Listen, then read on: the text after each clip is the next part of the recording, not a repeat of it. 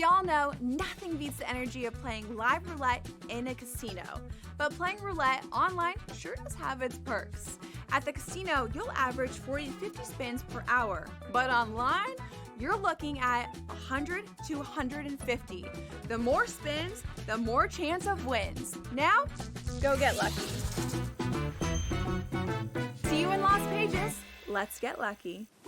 4 number ones, 4 champions, 4 teams that battled and clawed their way here. But here's the thing about 4 number ones. Only one can truly be number one. Incredibly difficult. When the stakes are highest, there's only one place to get all your betting insights. SportsGrid. We've got you covered until only one remains. It's smarter to be on SportsGrid. The game is on. The stakes are high. But the action isn't just on the field. He's rearranging that ring. Get it inside! SportsGrid's in-game live. Your ultimate second screen experience. Just a little flyer, couple of 18.5-point live line. Every prop, every play, every day. Anything can happen. That's complete chaos. It's smarter to be on SportsGrid.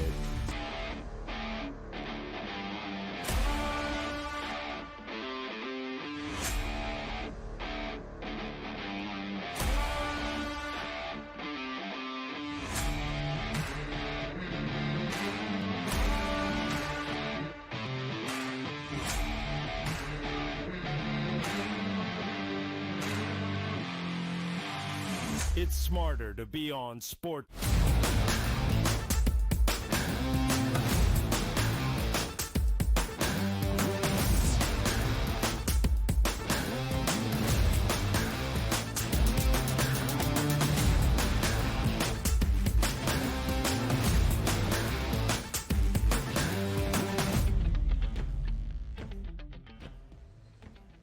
Welcome to hour number 3, live right here on the early line on SportsGrid. This is our third and final hour, and this is now April. Let's not bury any leads. Live from San Antonio at the hosting site of the Final Four, Jon Rothstein joins us live right here on this Thursday morning from San Antonio on the early line. Of course, on behalf of the FanDuel Sportsbook, doing great work covering all of the madness in the big dance for CBS Sports. Jon, as always, we appreciate your time. Now in the month of April and just 2 days out from a Final Four inside the Alamo Dome.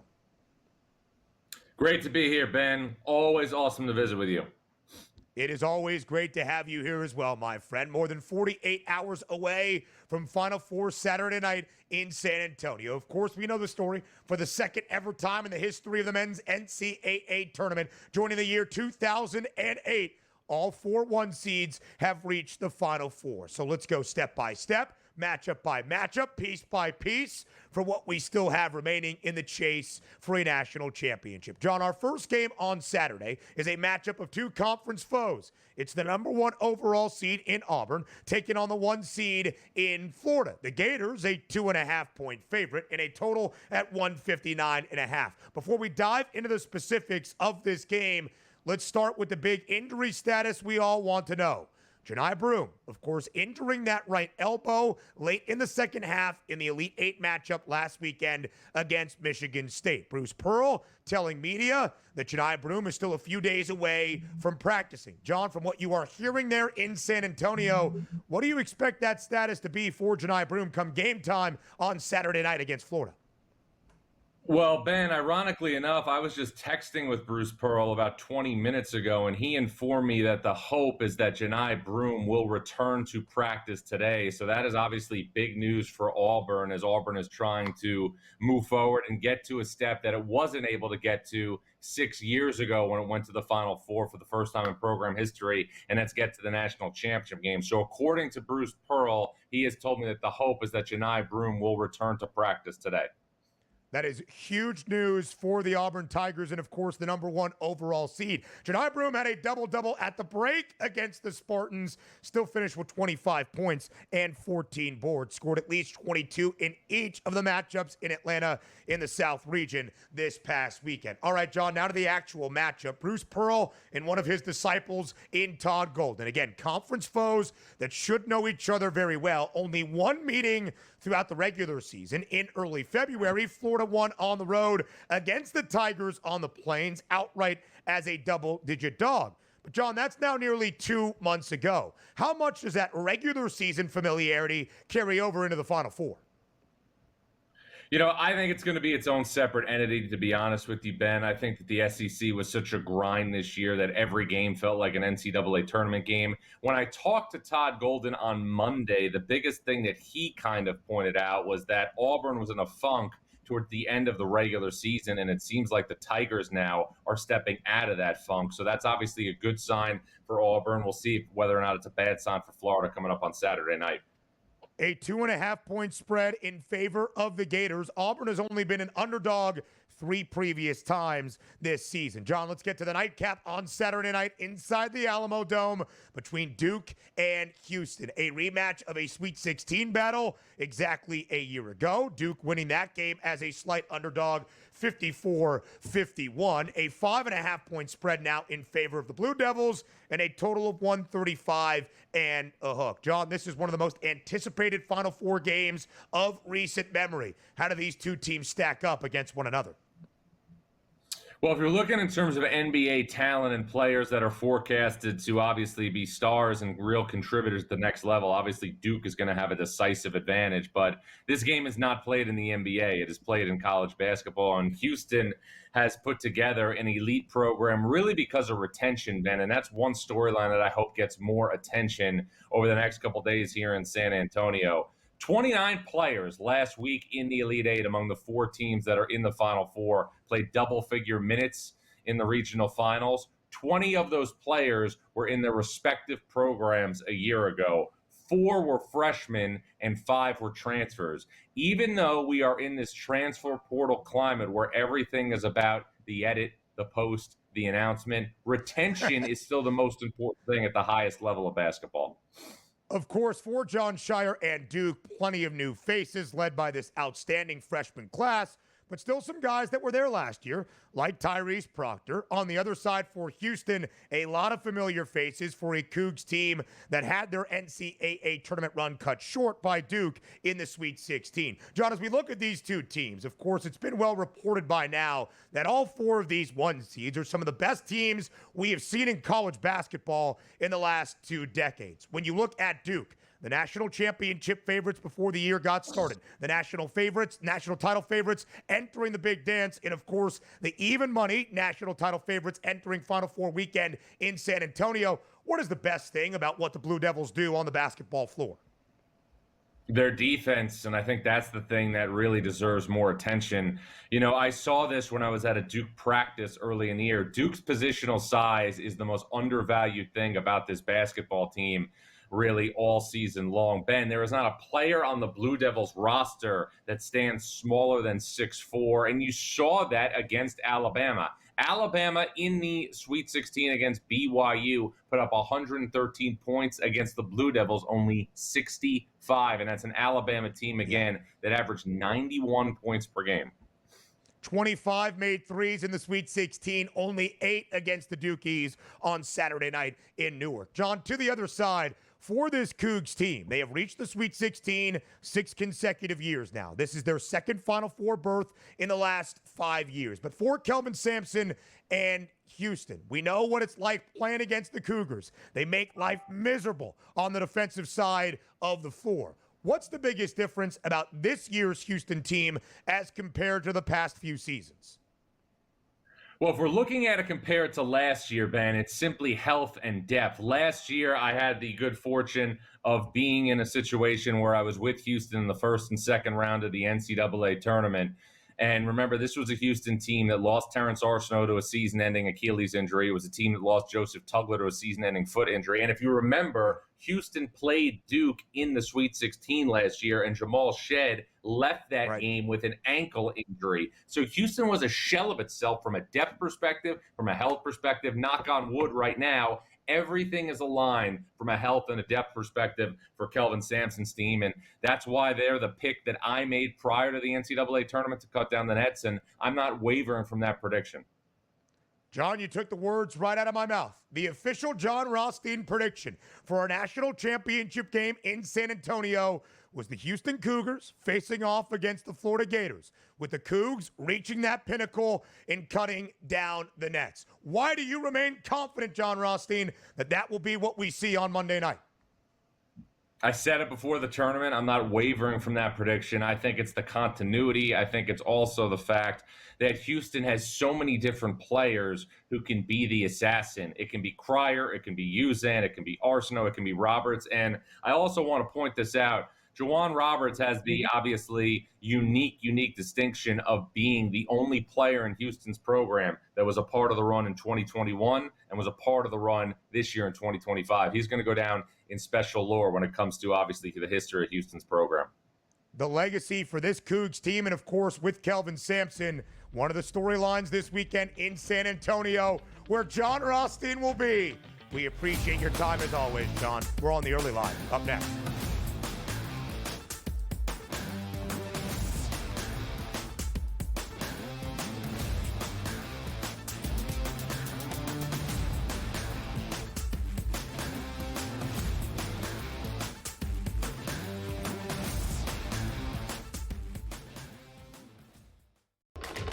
Enter into the magical world of McLuck.com, where even the smallest of spins can win real cash prizes. Adventure into over 1,000 of the best Vegas-style slot games. So what are you waiting for? Unlock your free welcome offer today. Join the fun where winners play and players win. Two guys that can do it all. Too much electricity this morning. This is a good time. We're having a lot of fun. I had to do a triple take. Ka-ching!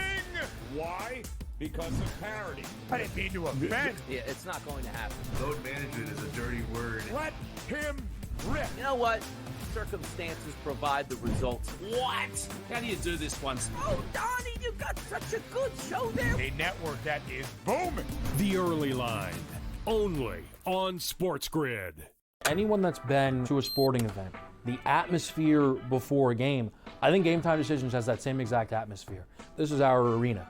This is what we do. There is going to be an energy to Game Time Decisions that you will feel night in and night out. The excitement you get when you lock your bets in, when you're figuring out what you want to do, we can zone in on the biggest games each night. I want this to be the place that people come to before the games start, so they feel as ready as possible to lock in their cards. We are going to hit every single one of those markets that you need to know about. We're going to go through every single thing, and I've got a great team behind me that's going to help me get the job done. There is not going to be a better place, I promise you, than Game Time Decisions to get that new information, react to it, and be able to then bet accordingly. We will have everything at our disposal, and we will use that to our advantage.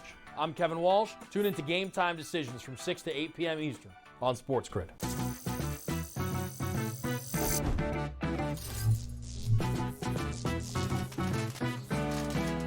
Did you know sportsbooks tend to draw up tighter bet lines for events that get even more bettors, like championship games or major matchups? My tip?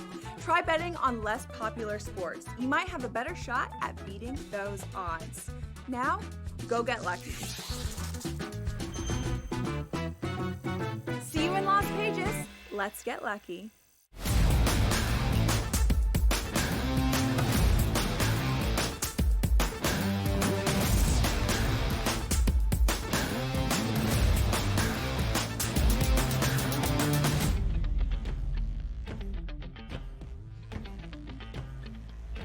We keep it rolling in this third and final hour, live right here on the early line on SportsGrid. DRS back from his break, joining us here once again, of course, on the early line. DRS, normally to start off the third hour, we want to hear from the people. Now we do it here a little bit later on into this third hour, but with a Dodgers team that has already set history, being the reigning World Series champs. Yesterday's victory and the walk-off homer from Shohei Ohtani, an 8-0 start. The best start we have ever seen in the history of Major League Baseball for a reigning World Series champion now belongs to the Dodgers. But maybe that's not just the only history the Dodgers make this year. Reigning World Series champ or not, can the Dodgers get off to the best start we have ever seen in MLB? Can they have the best regular season we have ever seen in a long grind that is 162 games?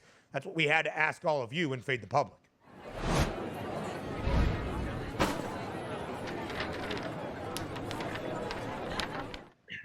At SportsGrid on Twitter, DRS, will the Los Angeles Dodgers break the single-season wins record in Major League Baseball? That would be moving past the Seattle Mariners in 2001, who won 116 games. So at least 117 wins for the Dodgers, certainly on pace for that right now. Preseason win total for LA was 104 and a hook. Well on their way to that number as well. Will they be able to do it, DRS? That was the question at SportsGrid on Twitter. Yes or no? Still, most of the public saying, I'm a little bit hesitant.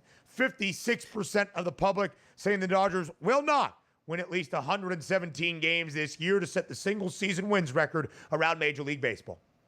Which tells me I got to know if the Padres are going to be battling for 105-plus wins. The reason why I bring up the Padres is if they're going to stay undefeated, you need a running mate if you want to win 117-plus games. Because it doesn't make any sense to say we're 20 games up on the Padres. We're in second place with 19 games to go, which means it's insignificant the rest of the way how many wins you pick up. And should we be throwing our best starters in the rotation or starting to set the tone here for limiting the arms and the innings to make sure we have a great playoff run and everybody is happy? Because it's one thing to say you're going to win 100 games. Just in the normal, season progression, that's probably going to get you in the first place and an overall seed that you would want. 117 games probably means you blew everybody out of the water, and the meaningfulness of that final season series for saying, you know what, do we actually have to play these games, or do we want to win them, or does it matter? That factors in. So for me, I voted no just based on that. I don't know. Can the Dodgers win one? Absolutely they can if they play all the way through.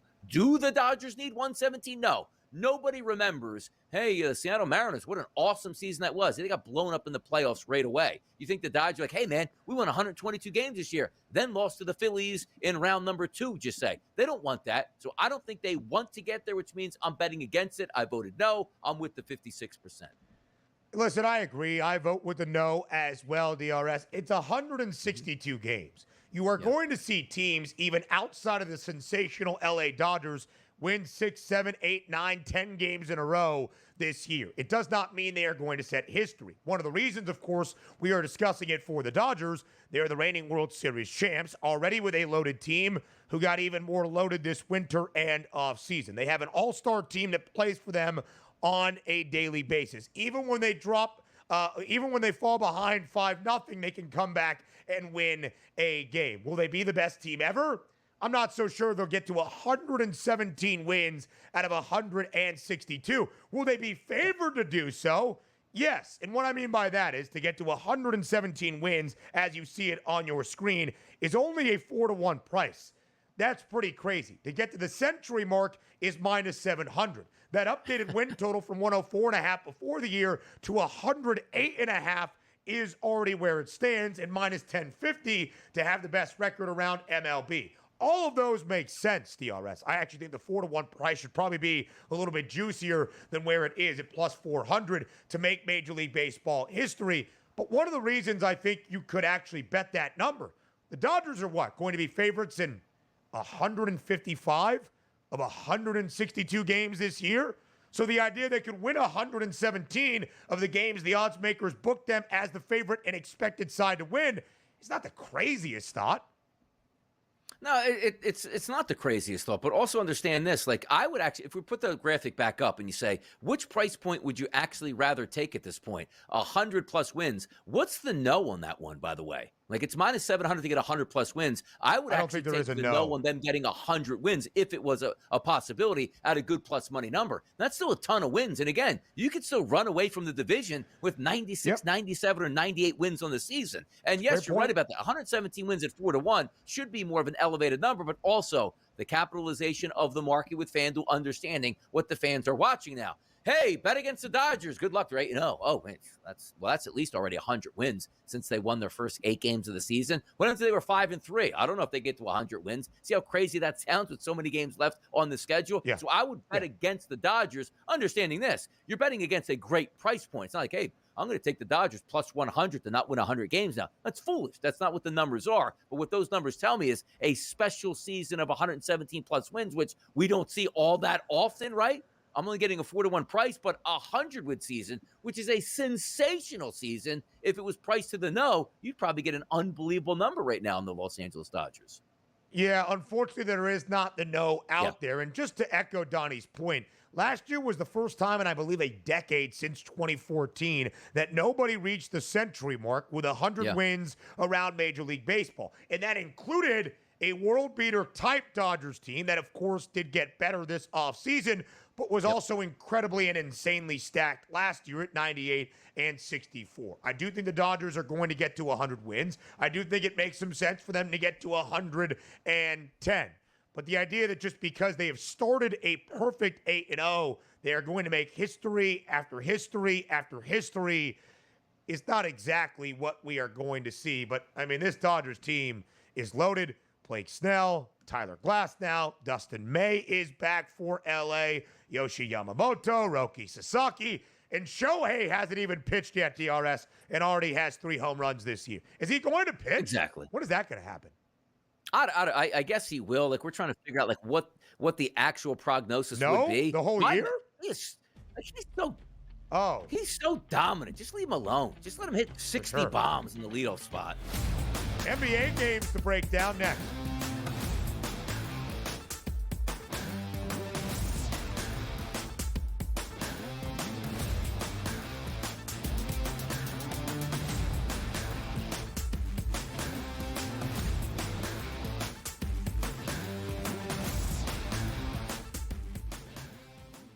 Looking for an edge in betting basketball? Injuries can make or break a game. Get insider knowledge from Dr. David Chow and the team of experts with Sick Picks at Sports Injury Central. We reveal hidden health-based advantages the sports books miss. Our doctors provide insights, and our algorithm tells you who to bet on. Spreads, props, totals, in-game bets, Sick Picks covers it all. Go to SickScore.com and sign up for Sick Picks and use the promo code SportsGrid for a free week today.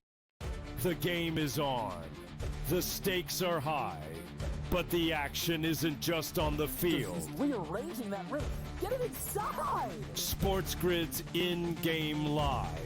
Your ultimate second screen experience. A little flyer, couple 18.5-point live line. Every prop, every play, every day. Anything can. It's complete chaos. It's smarter to be on SportsGrid. The 2 guys that can do it all. Too much electricity this morning. This is a good time. We're having a lot of fun. I had to do a triple take. Ka-ching! Why? Because of parity. I didn't mean to offend. Yeah, it's not going to happen. Load management is a dirty word. Let him rip. You know what? Circumstances provide the results. What? How do you do this one? Oh, Donnie, you got such a good show there. A network that is booming. The Early Line, only on SportsGrid.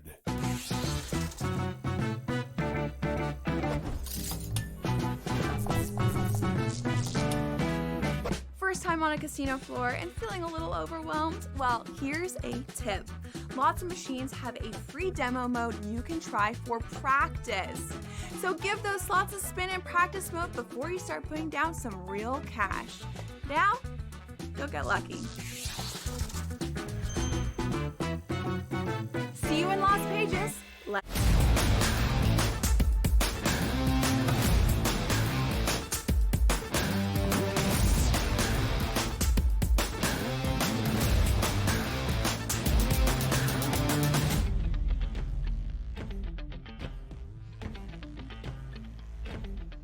Live right here on the early line on SportsGrid, a 6-game slate on this Thursday night around the association. About a week and a half remains in the NBA regular season to get to 82 games. Every team has played at least 75, so 7 or fewer games remaining for all 30 clubs around the association. DRS, let's start with a great one tonight in Los Angeles. A California clash between the Golden State Warriors, who sit in the 5 spot in the Western Conference standings, a half game in front of Minnesota, the other LA team, and the Clippers. And, of course, also in that mix is, why am I blanking on the team, the Memphis Grizzlies, on their slide, taking on a Lakers team that is currently the 3 seed in the Western Conference. It is basically a pick'em tonight in Los Angeles. Minus 112 now for LA, minus 104 on the other side for Golden State. Over-under stands at 229. How do you break down this matchup in Los Angeles?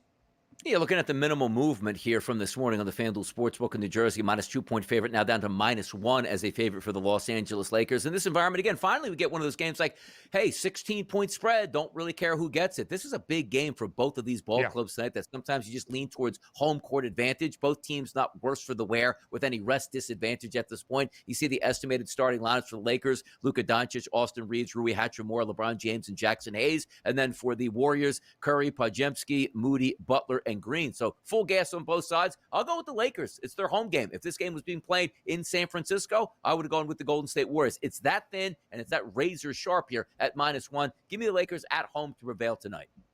The Lakers had dropped 4 of their last 5. They have won 2 straight, including against both the Rockets and the Grizzlies, other NBA Western Conference playoff contenders. Of course, Golden State has won 3 in a row. They have been booked as a favorite in all 3.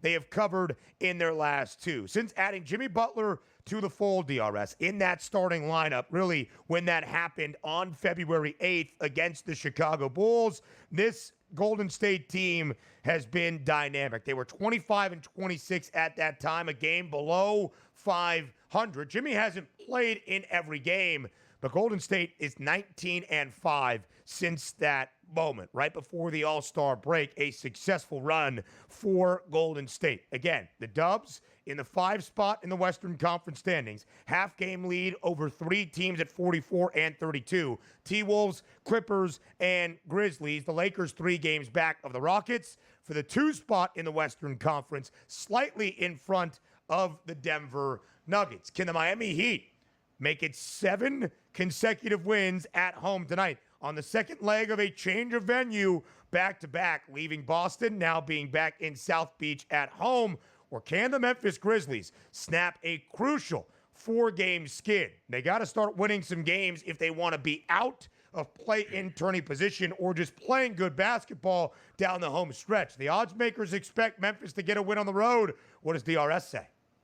I do too, and I like this spot for the Memphis Grizzlies, and it's apparent here. The Miami Heat on a win streak here. Take a look at the Memphis Grizzlies going in the opposite direction, but yet we have a line that opened up at -4 here in New Jersey on the FanDuel Sportsbook that now sits right now at 4.5 points as a favorite towards the Memphis Grizzlies. Total in this game, 227 down to 224. Understandable, even though we know Memphis likes to play at a little bit faster pace, obviously, the Miami Heat, and the Heat played last night in the TD Garden up in Boston. Just looking at a spot with a team that desperately needs a win, as if it's like a championship game, it feels like that's for the Grizzlies. Will the Heat play strong? Will the Heat, try to back up that win streak? Yes, they will. Perfect spot for the Grizzlies tonight. They have to get it done, and I'll lay the 4.5 points. DRS, on this 4-game slide, Memphis has been booked as the underdog 3 times, hasn't even covered in those games. Miami has covered in all 6 victories, 4 times as a favorite. The Grizz were 36-18 at the All-Star break. I thought I was going to fly to the over of my win total bet on the Grizz preseason, 46.5. They now have to win 3 of their final 6 to get there. They are 8-14 since the All-Star break. DRS, as you said, the tank is on for Philadelphia. They have lost 9 consecutive games. They're a 12-point home dog tonight against Milwaukee. The Bucks trying to position themselves in the Eastern Conference standings. Should it be an easy victory for the Bucks tonight in Philadelphia? Yeah, it will be. They'll win this game and win it by margin. The -11's already up here at 12 to the FanDuel Sportsbook. Some outlets even showing 12.5 at this point right now. A total of 226.5. It's the simplicity of the sport, Ben. One team in the Philadelphia 76ers are telling you, we are not going to win a single game the rest of the way out, and I'm going to make sure of it, which means the general manager and the head coach are in lockstep with this as you see some of the rosters that the Sixers are putting out. Yeah. Unlike in the NFL, teams winning games they shouldn't have to, and then you cost yourself draft position. The reason why it's so important, Philadelphia, top 6 protected lottery pick. If it finishes 1 through 6, they get that pick. They need to get that pick. Sixers get blown out tonight. Broad Perspective with TV Tom next.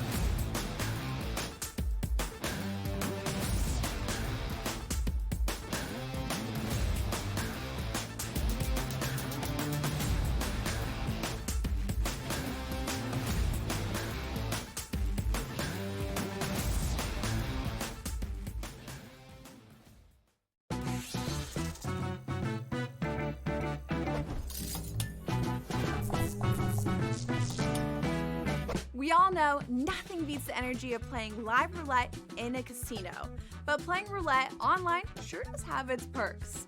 At the casino, you'll average 40 to 50 spins per hour. But online, you're looking at 100 to 150. The more spins, the more chance of wins. Now, go get lucky. See you in Las Vegas. Let's get lucky. 4 number ones, 4 champions. 4 teams that battled and clawed their way here. But here's the thing about 4 number ones. Only one can truly be number one. Incredibly difficult. When the stakes are highest, there's only one place to get all your betting insights. SportsGrid. We've got you covered until only one remains. It's smarter to be on SportsGrid. The game is on. The stakes are high. But the action isn't just on the field. He's rearranging that roof. Get it inside! SportsGrid's in-game live. Your ultimate second screen experience. A little flyer, couple of 15.5 point live line. Every prop, every play, every day. Anything can happen. It's complete chaos. It's smarter to be on SportsGrid.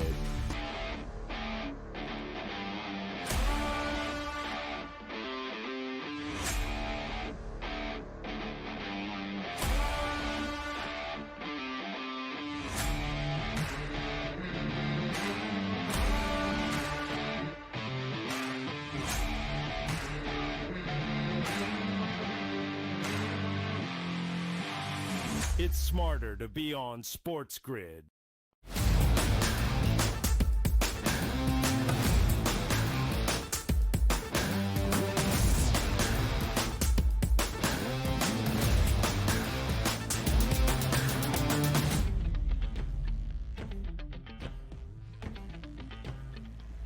The Prop Perspective live right here on a Thursday on the early line on SportsGrid. It is TV Tom Vecchio of SportsGrid joining us here on TEL. Tom, as always, appreciate the time. Thank you for being here. The jack of all trades on full display today. A 6-game NBA slate, a shorter slate in MLB on this Thursday, but still plenty of best bets and picks to give out. Yeah, we got a lot to cover. Like I said, smaller slate for MLB. Some teams are traveling. We got a little bit of weather concerns there. We're in the final few weeks of both the NBA and the NHL. Let's get to it. Let's dive right in, Vecchio. A California clash late night in Los Angeles in basically a pick'em between the Lakers and the Warriors. If you've listened to Donnie Rightside, he has not exactly loved handicapping the end of the regular season in the NBA. It is hard to get a feel of what roster is going to be out there. What is the motivation for this team? Are they in the playoff race, hunting down a play-in tournament spot? All of that good stuff.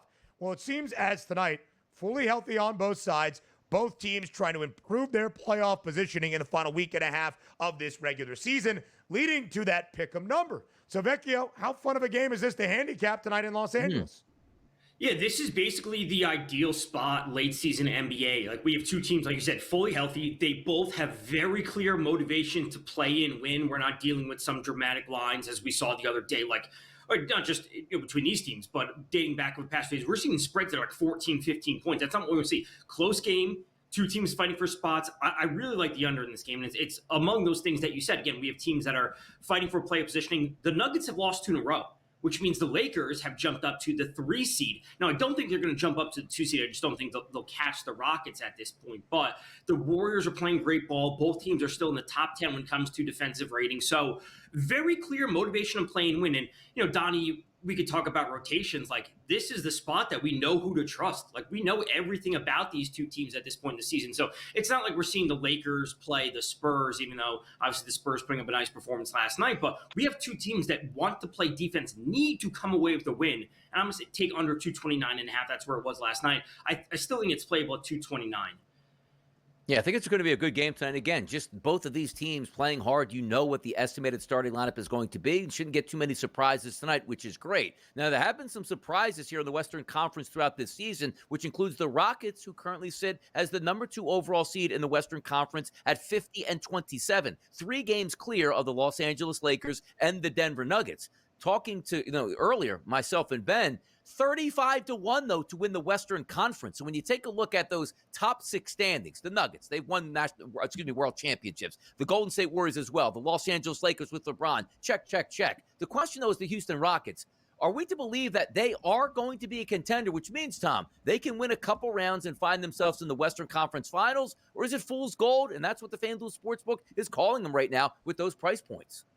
I think that's what it is. If I remember correctly, Ben, you had a ticket on the Rockets to make the playoffs. I think maybe that was last season. I don't know, but they had a dramatic increase this year. It was last year. And I think it was last season. I knew it was something, but I think that's what it comes down to. Like, the Thunder have that star power with SGA. The Lakers, the Nuggets, they've proved it. The Warriors have proved it. The Rockets have had too much of an increase, and it's a great story for them. But I really don't think that they have the pieces to win multiple rounds. Can they win a round if they end up playing I don't know, the Mavericks or the Kings, whoever comes through, in the play-in? Sure, but I don't think the Rockets are going to beat the Thunder or beat the Nuggets in a 7-game series. Just to clarify, Vecchio, I have a ticket right now on the Rockets at a 17-1 number, bet back in late January, because I thought they would be in this spot, 2 seed, 3 seed in the Western Conference, and my price would get better. In fact, it has doubled and then some, much in the similar philosophy, if you remember a couple of seasons ago, on the Sacramento Kings, hoping they would finish in the top 4 in the Western Conference at a 50-1 price and find some value there. I wish it was just a make playoff number on Houston. Vecchio, as we look at the play-in tournament standings right now in the Western Conference, in the final week and a half of this regular season, it is really fascinating. We talked about Golden State. They have a half-game lead over Minnesota, the Clippers, and, of course, the Memphis Grizzlies. All 3 of those teams, Memphis, LA, and Minnesota, 44-32. Vecchio, when you look at those teams then down the stretch in their final 5, 6, 7 games this year, will you add in that extra bit of motivation to try to get out of the play-in tournament and just be a playoff team from the start? Yeah, it has to. We have to add that in. That's one of the variables that we don't always talk about. It's not something you can easily handicap. But the Clippers are the clear answer here. Memphis is a mess. Dallas just doesn't. They're not deep enough. The Kings are also a mess on defense. The Kings they're minus 900 yesterday, losing to the Wizards. What do we do? These are teams that we can. At least we have something with the Clippers that we know. Whether they make the 6th seed, the 7th seed, whatever it might be. I think we need to start trusting the Clippers more and more, and that's something that we have to be accounting for at this time of the year. We take a look at those standings, too, because let's have a little fun with this, because you see 5, 6, 7, and 8 right now, which is right on that cut line of who's actually in the playoffs automatically in the top 6 or who's going to play in those play-in rounds. So the Golden State Warriors, 44 wins. The Minnesota Timberwolves, Tom, 44 wins. Same thing with the Clippers and the Grizzlies. 2 in, 2 out. What's that decision for you? Who's in and who's into the play-in rounds? I can't trust Minnesota. They've been a team that's been super streaky, at least in my mind this year. They started off super slow. I don't know if the trade was just some lingering team effects that had them take a step back, but I can't trust them. I see Golden State as a team that you don't want to play. And if they end up in the 5 seed, it'd be, they could come up with a second round upset. It'd be 1-4 on the other side. They could beat anyone. And that's a team that I think you should be looking back. If you don't have a ticket on them, it wouldn't be the Rockets. The Lakers take too much public money. The Warriors are a team that are at least fun at this point. Since Jimmy Butler's first game back on Saturday, February 8th, Golden State is now 19-5. Now, Jimmy hasn't been in the starting five in every game or fully healthy in every game, but still, it has been a great sign for Golden State. Vecchio, only a 5-game slate on this Thursday in Major League Baseball, but a ton of day games in that 5-game slate as well. Let's focus first on Camden Yards. The Orioles and the Red Sox, a divisional duel between Boston and Baltimore, and a pretty good pitching matchup. Old Uncle Chuck, Charlie Morton for the O's, taking on Tanner Houck on the other side for the Sox. How do you break down the matchup? There could be some offense. It's like 75 degrees. There's about 14-mile-per-hour wind blowing out, so this could spell some shorter pitching matchups. So I like Charlie Morton under 5.5 strikeouts. Boston, they're striking out, or at least, Rafi Devers is striking out. So striking out a lot to start the season. I don't want to look at just the season. If we include last year, 2024, to the first few games of this year, with their current active roster versus righties last year, it was at 23. It's a 23% strikeout rate versus righties. Like, that's not dramatic. Like, it's below the league average. It's not amazing, but it's not terrible. We're not talking about 28% here. So Morton is a pitcher that is never going to be pumping that 28% strikeout rate. It was 23.8% last year. Plus the weather, this could be a short outing for Charlie Morton. So give me under 5.5 strikeouts at -102. Love it. Wind blowing out in those first two games here on the East Coast in Philadelphia and Baltimore. Something to keep an eye on. High temperatures into the 70s there. Should be some fun. But late night tonight, if you will, 7:40. That's the latest start tonight in Major League Baseball. Cincinnati and Milwaukee from the Dome in Milwaukee. Lodolo, the lefty, on the mound for the Reds. And then Nestor Cortez, the lefty for the Milwaukee Brewers, who got lit on opening day, or one of the first two games there in Yankee Stadium. A total of 8 across the board tonight. Side total, team total, Tom, what gives tonight in this game? Let's go to the Reds team total, over 3.5. It was sitting at -128 a little while ago. The Brewers don't have a good pitching staff. That's what it comes down to. When you want to look at the first series, they gave up 11 runs or whatever it was to the Royals the other day. So far this season, they're dead last in the league with a 5.28 xFIP. They're allowing 2.89 home runs per 9. The Reds, Donnie, as we've discussed, they were a fun team. They may not be amazing, but they have some power in that lineup. And you give me Nestor Cortez versus going up against Elly De La Cruz. We're looking at multiple bases for him, probably some RBIs, and more importantly, the team total. It's 3.5. I saw it jump up to -140. I still think it's playable there. The Reds put up some runs against the Brewers. My sweet Cincinnati Reds, only 2 wins so far this year. I need over 79.5. Let's start it today, Vecchio, the opener of a 4-game set in Milwaukee over the weekend between the Reds and the Brew Crew in NL Central divisional duel. Tom Vecchio, as always, the prop perspective, sensational. Thank you for being here on this Thursday. We continue to go around the bigs up next on TEL.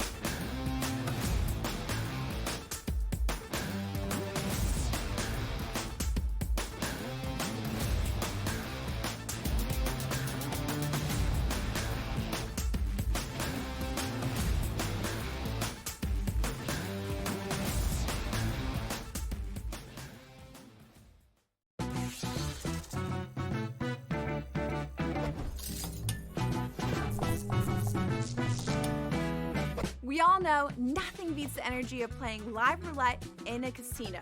But playing roulette online sure does have its perks. At the casino, you'll average 40 to 50 spins per hour. But online, you're looking at 100 to 150. The more spins, the more chance of wins. Now, go get lucky. See you in Las Vegas. Let's get lucky. 4 number ones, 4 champions. 4 teams that battled and clawed their way here. But here's the thing about 4 number ones. Only one can truly be number one. Incredibly difficult. When the stakes are highest, there's only one place to get all your betting insights. SportsGrid. We've got you covered until only one remains. It's smarter to be on SportsGrid. The game is on. The stakes are high. But the action isn't just on the field. He's rearranging that roof. Get it inside! SportsGrid's in-game live. Your ultimate second screen experience. Just a little flyer, couple of 15.5-point live line. Every prop, every play, every day. Anything can happen. It's complete chaos. It's smarter to be on SportsGrid.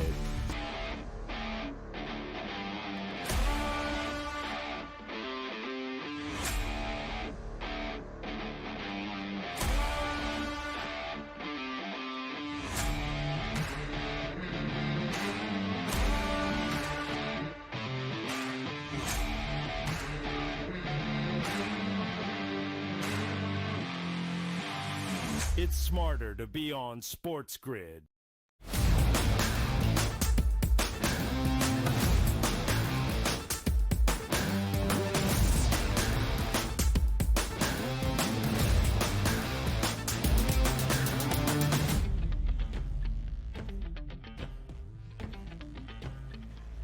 Just a 5-game slate on this Thursday around Major League Baseball. A lot of teams have the day off. It could be getaway day and a series finale for some, or the start to a weekend set in other spots. DRS, let's begin with the New York Yankees and the Arizona Diamondbacks. Yesterday, matching a career-best 13 strikeouts, Zach Gallen and the Diamondbacks knocking off the Yanks inside Yankee Stadium, despite a late Anthony Volpe 3-run home run in the home half of the ninth to provide a little bit of hope for the Yanks. Arizona does prevail. Merrill Kelly gets the start today against Cookie Carrasco and the Yankees. New York booked as a minus money home favorite, minus 120. Total stands at 9.5. Pretty lofty total for early April up in the tri-state. Yeah, it should be, by the way. 70 degrees expected around first pitch tonight here. Wind blowing out double digits to left field. So you have all of that environment that we love at Yankee Stadium that when the weather is nice and the wind's blowing out there, turns into a little bit of a bandbox. So having said that, you look at Merrill Kelly, first start of the season, pretty good. His ERA, 1.69. ISO power number, weighted on base percentage through 23 batters he's faced, very good. But again, it's just one start on the season. You flip it over to the other side and you take a look at Carrasco. Not a lot to love about his first start because if you just break it down in simplicity, a 13.5 ERA tells the tale. Only 11 batters faced. They've hammered him. ISO, weighted on base percentages, all high there. But also understand this. We're now getting to the point where at least we have 10 at-bats or more against, let's just say, lefty or righty splits here. You look at the Arizona Diamondbacks entering into this game, the estimated lineup, at least the top 7, going up against right-handed pitching this year, weighted on base percentages as followed. 481, 376, 515, 369, 760, 564, 472. Small sample size, really good numbers. Struggling pitcher in his first start, maybe that bodes well. Now you take a look at the New York Yankees lineup here for you, Ben. Same thing. Merrill Kelly, though, strong start to the season in his one start, but weighted on base percentages here for the Yankees. If you start with Aaron Judge, 406, 467, 489, 435, 554, 858 in limited at-bats of around 10 at-bats or less on the season against right-handed pitching. Just makes sense. I like the under yesterday in the Bronx. Today, complete opposite. I like the over. The pitching matchups, decent. Hitting weather should be there. Ball should travel. Juice on the over as well at minus 124. Now live on the over 9.5 on the FanDuel Sportsbook. Could we see it touch double digits? Maybe so by the time we get to first pitch tonight around 7 p.m. Eastern time. The Yankees swept the Brewers in their opening 3-game series in the Bronx, now in danger of being swept in this 3-game set by the D-backs. If Arizona wins today, they are the slight underdog with Merrill Kelly on the mound. DRS. After splitting their opening 4-game series against the Cubbies, that'd be a sweep. That'd be a 5-2 start for Arizona. You look around the National League West, Dodgers 8-0, Padres 7-0, Giants 5-1. Right now, the D-backs 4-2. And then there are the Colorado Rockies with just a single win so far this season. Now, nobody in the NL West has played a divisional foe just yet. The Rockies hoping to avoid a sweep as well against Philadelphia today. In Philly, afternoon baseball, 1:06 p.m. Eastern time, first pitch in the Phil's DRS, greater than a $2 favorite. That total of 7, that's a thing of yesterday. 9.5 is now that live number with, again, some early April warm weather and some wind that is blowing out of the ballpark at Citizens Bank. There you go. Look at Taijuan Walker, minus 319 favorite today with a 7 total sign. That's like the Giants total that another outlet listed for us that we absolutely hammered to the over. Now, granted, it is higher, and even if it's 7, 8, 9, 9.5, I don't think you'd have any worries here. I do expect runs in this, but it's coming mainly from the Philly side. Senzatella, only 55 batters he's faced last year. Brutal. Only faced 21 batters this year. Lefties absolutely hammering him, which means you go right to the Philadelphia Phillies and take a look at who has done damage. You've right-handed pitching, left-handed bats. Kyle Schwarber, 11 at-bats this year. His ISO's a 545 with a weighted on-base percentage of 463. Bryce Harper, left-handed batter going up against a righty. 273 ISO, 434 weighted on-base percentage. Newcomer, Max Kepler, 9 at-bats against right-handed pitching. 667 ISO, 604 weighted on-base percentage. Bryson Stott, 9 at-bats, a 500 ISO power number, and a weighted on-base percentage of .451. I like a lot of action here for the Philadelphia Phillies at the plate today. And keep in mind, we just talked about the Bronx and New York and Yankee Stadium. In Philadelphia today, a day game, about 68, 69 degrees at first pitch, 15-plus mile-an-hour winds, sustained dead out to center field for this game. Lift up, launch it out of the ballpark. That's what you get. Now, having said, well, Donnie, why don't you just take the Phillies and it should be an easy runaway? Here's the issue. Colorado stinks at the plate. They're a bad baseball team. But you know who else is really bad? It's Taijuan Walker at pitching. So maybe it's one of those, you know what, just take the total or a team total for the Rockies because Walker's just a terrible pitcher. I can't go that far. I'm confident that the Phillies will probably score at least 5 runs today, which means some of the big boppers from the left-hand side will do some damage.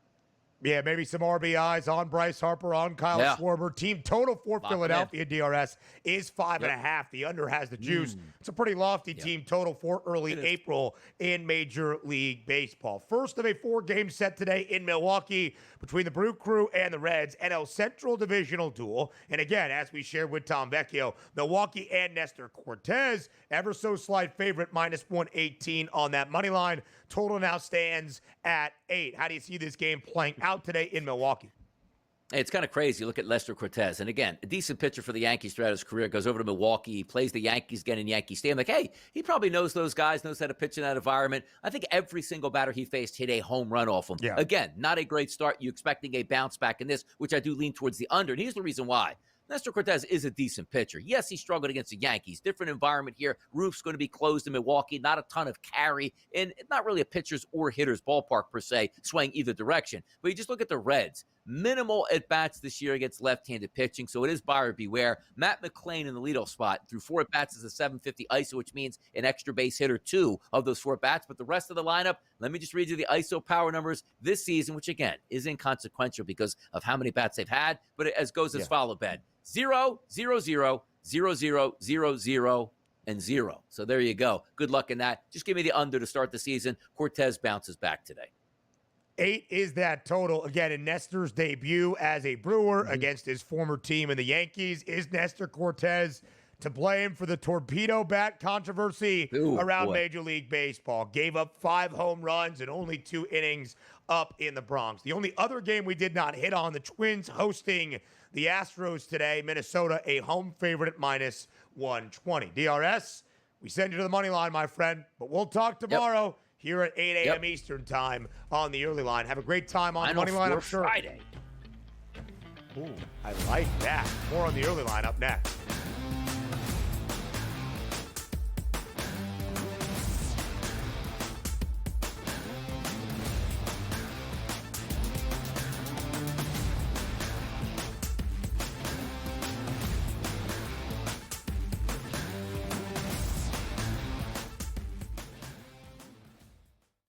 The game is on.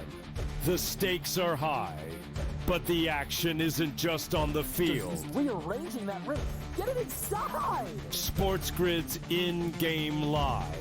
Your ultimate second screen experience. Just a little flyer, couple of 18.5-point live line. Every prop, every play, every day. Anything can happen. It's complete chaos. It's smarter to be on SportsGrid. The team we expected to be a national championship frontrunner all season long and even before the big dance. That is the Duke Blue Devils. I don't care if people are like, oh, anticlimactic. You have the 4 best teams lined up, superstar coaches, young coaches, old coaches, veteran teams, young teams. This has got a lot of great storylines heading to the Final Four this weekend. Only on SportsGrid. Two guys that can do it all. Too much electricity this morning. This is a good time. We're having a lot of fun. I had to do a triple take. Ka-ching! Why? Because of parity. I didn't mean to offend. Yeah, it's not going to happen. Load management is a dirty word. Let him rip. You know what? Circumstances provide the results. What? How do you do this once? Oh, Donnie, you've got such a good show there. A network that is booming. The early line. Only on SportsGrid. 4 number ones, 4 champions, 4 teams that battled and clawed their way here. But here's the thing about 4 number ones. Only one can truly be number one. Incredibly difficult. When the stakes are highest, there's only one place to get all your betting insights. SportsGrid. We've got you covered until only one remains. It's smarter to be on SportsGrid.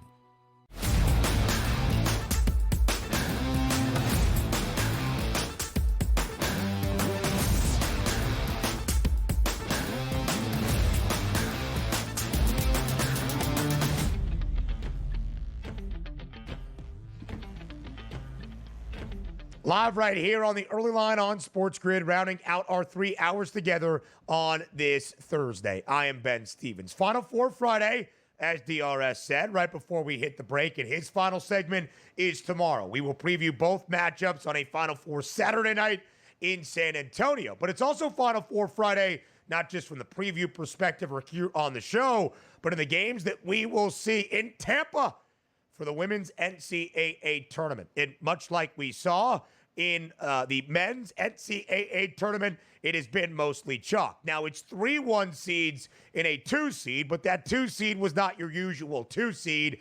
It's Paige Beckers and the Connecticut Huskies, who are the odds-on favorite to win their region, despite being on the 2 line, even with USC as the 1 seed. And then after the unfortunate injury to Juju Watkins, it was really all UConn, led by Gino Auriemma, into their 24th Final Four under Auriemma. And that's where Connecticut still stands. UConn is the national title favorite in minus money entering Final Four weekend in Tampa. Minus 155, though, that updated number on the FanDuel Sportsbook, it was minus 170 just yesterday. UConn will take on the number 1 overall seed in UCLA. That's one matchup in Tampa. The nightcap on Friday. The first is an all-SEC affair between South Carolina and Texas. The Gamecocks, of course, have won 2 national championships in the last 3 years. They are the reigning national title winners, but they have been tested into the round of 32 and beyond in the NCAA tournament. And they were tested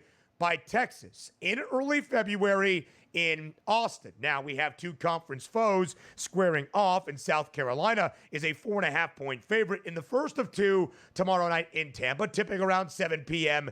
Eastern time. That makes sense. South Carolina should be booked as the favorite. These 2 teams have played 3 times this year, including a highly anticipated SEC tournament title. South Carolina won that game by nearly 20, winning by a 19-point margin. South Carolina has won 2 of the 3 against Madison Booker and the Longhorns this year.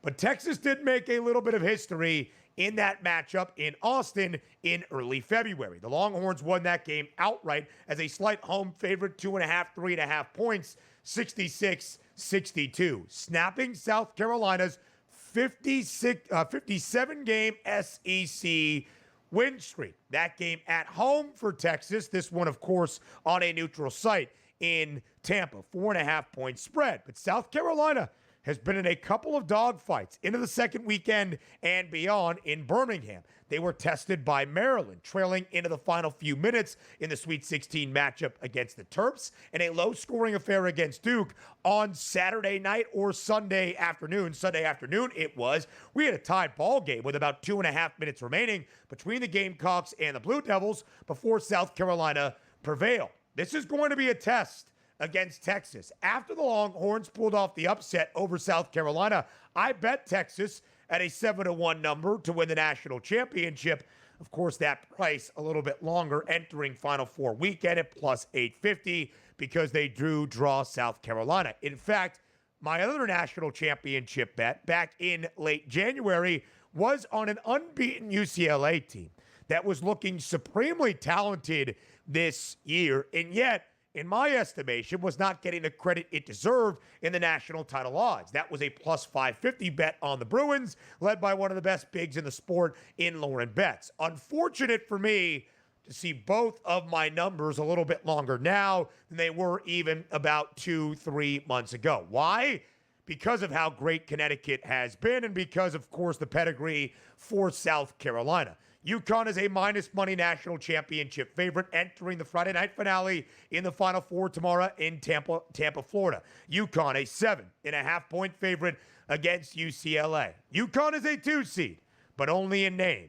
UCLA is the number 1 overall seed and yet an underdog. Connecticut has won 14 consecutive games by at least 14 points, including all 4 games so far here in the women's NCAA tournament. That even dates back to the ending of their year through early February and their most recent loss to Tennessee. That includes nearly a 40-point win on the road in Columbia against South Carolina. It makes sense. UConn is an odds-on favorite to win the national championship. Paige Beckers is an odds-on favorite to win the most outstanding player award. She has been lights out so far in the NCAA tournament. But I do think UCLA keeps this game close. Ultimately, I do believe the Huskies will win. I think the Bruins can stay inside the number. Key matchup to me, Lauren Betts, the big for the Bruins, against Sarah Strong, the outstanding freshman on the other side. We'll talk more about those games tomorrow. The Early Line returns on a Friday, 8 a.m. Eastern.